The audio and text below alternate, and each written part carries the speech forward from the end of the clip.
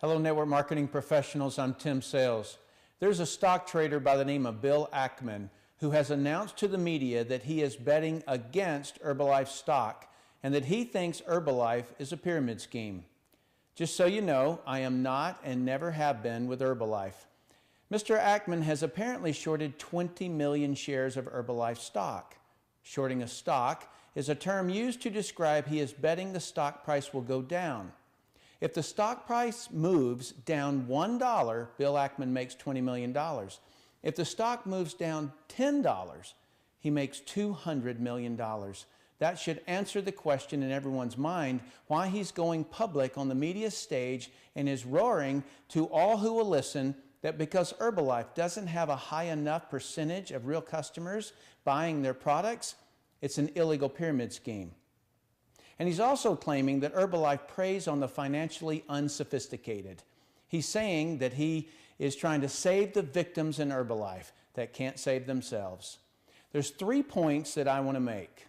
Point 1, I'm sorry to doubt Mr. Ackman's sincerity, but placing a $1 billion bet against Herbalife before he made the comment that Herbalife preys on the poor makes no sequential sense if his intent is to save people from harm, because many of Herbalife's distributors own the stock also.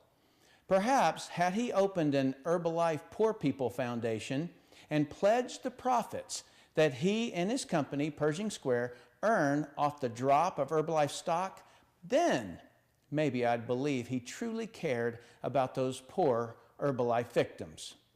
Point 2. Mr. Ackman claims Herbalife doesn't have a high enough percentage of products that move to real consumers, therefore it must be a pyramid scheme. The thing I want everyone in the network marketing industry to understand is that a stock trader, including Mr. Ackman, has 0% of their profits that come from real products sold to a real consumer. Obviously, a stock trader's business model is different, but at a fundamental level, Mr. Ackman is criticizing Herbalife distributors for not selling enough products to retail customers, yet stock traders sell no products. I think this is a case of the pot calling the kettle black. Point 3. Concerning Mr. Ackman's comment that Herbalife targets the financially unsophisticated, I would have been his definition of financially unsophisticated. Because when I joined MLM, I was in the military earning under $20,000 a year. I think my lack of financial sophistication prohibits me from understanding investments the way that he sees them. To me, an investment, to be a good investment, always requires someone to pay more for it. This is true in stocks, real estate, coins, paintings.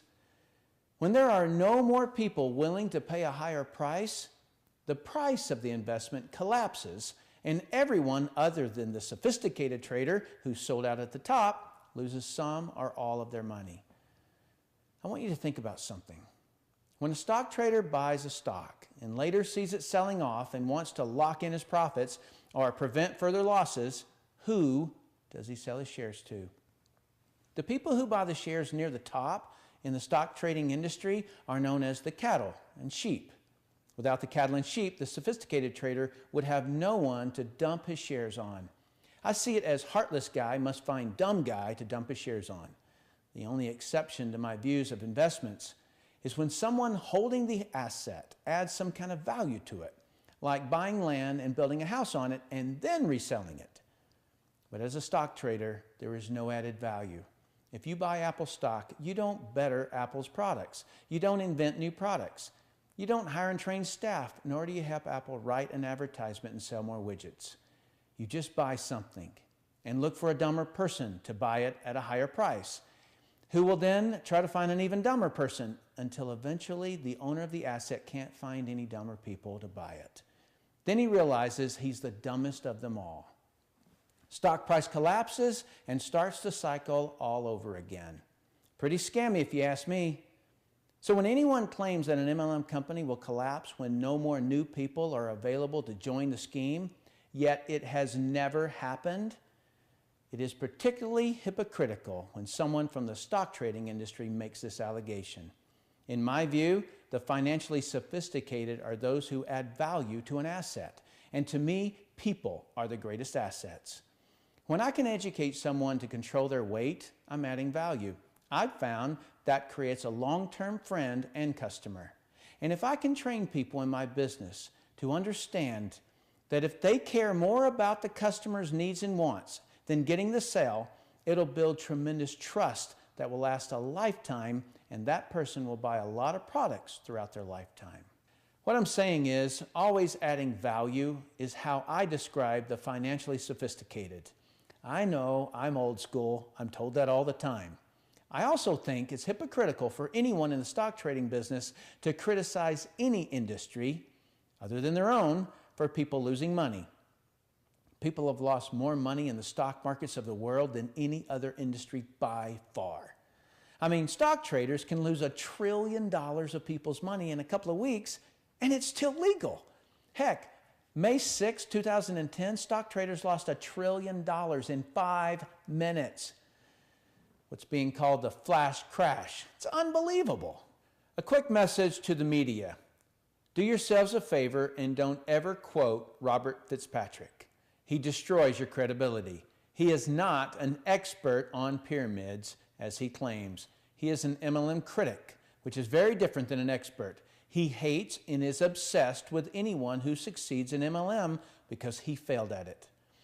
That he won't accept MLM as being legal, he has total disobedience and disregard for established law. Every problem in the industry that he brings up, I could discredit with undeniable facts in seconds. The only people who fall for his fabrications and out-of-context statements are people who know nothing about MLM, pyramids, and Ponzi schemes. As an example, he stated on CNBC that 96% of people in MLM don't succeed or don't make their money back. That was deceptive, and he knows it. He didn't factor in people who upgrade from customer to distributor so they can get the products at wholesale. He also doesn't compare that statistic to any other comparable industries. Mr. Fitzpatrick should become an advocate of something instead of a critic of something.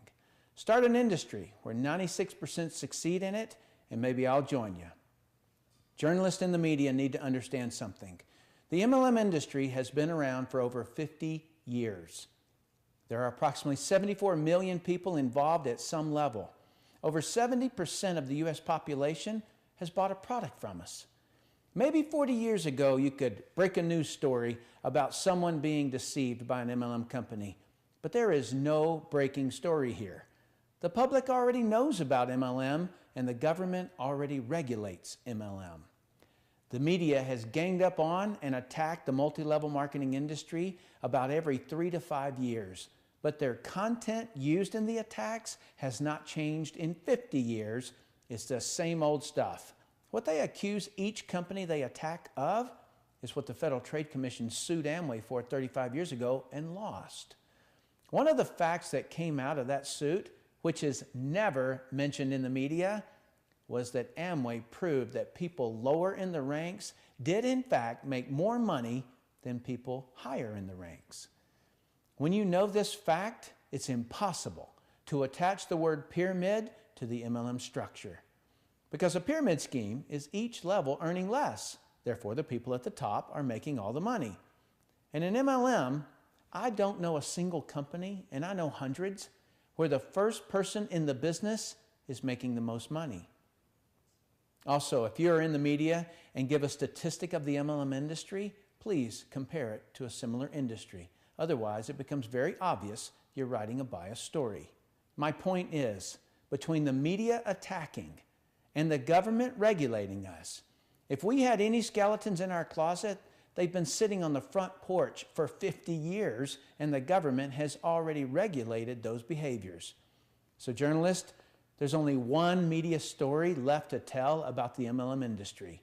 How can an industry so heavily regulated and so unfairly attacked continue to grow? We're not hurting people in MLM any more than any other industry is hurting people. In a large survey of people active and not active in our industry, it was found 91% of direct sellers had their expectation of a business met or exceeded. So the majority of our people are happy. If that same person who started in MLM instead started selling real estate or insurance, or started trading stocks, started an internet business, started a diet, or started trying to quit a bad habit. Just as many people would fail.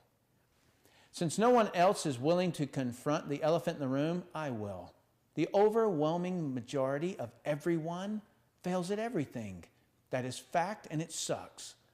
The reason that I am in the multi-level marketing industry and in no other industry is because, at least in our industry, there are a minimum of 3 to 4 levels of people who have a financial interest in this person's success. And to that end, we do countless training meetings to educate them. We do social events that increase their perseverance. We even stack new people and customers under them to increase their confidence and their bonus checks. You will not find a more selfless group of leaders anywhere. I was one of those who probably would have failed had I not had that kind of support. So I am forever indebted to this industry. MLM is not a perfect industry, and I have never claimed it to be so. But when I compare each industry that someone could earn good money in, be it franchise, be it traditional business, be it stock trading, MLM always wins because of the lower startup costs and infrastructure of support and training. I want the MLM industry better than it is now. I'm working on training methods and techniques to better the statistics of us. But until someone in every industry takes responsibility for your own industry's poor statistics, don't cut MLM down, because every industry that has a high income potential has pretty much the same failure rates. Truthfully, I don't have anything against the stock trading industry or investments. If everyone in your industry knows the rules of engagement, go at it. All I've tried to show here is that from an outsider looking in, any industry can have a little scamminess to it.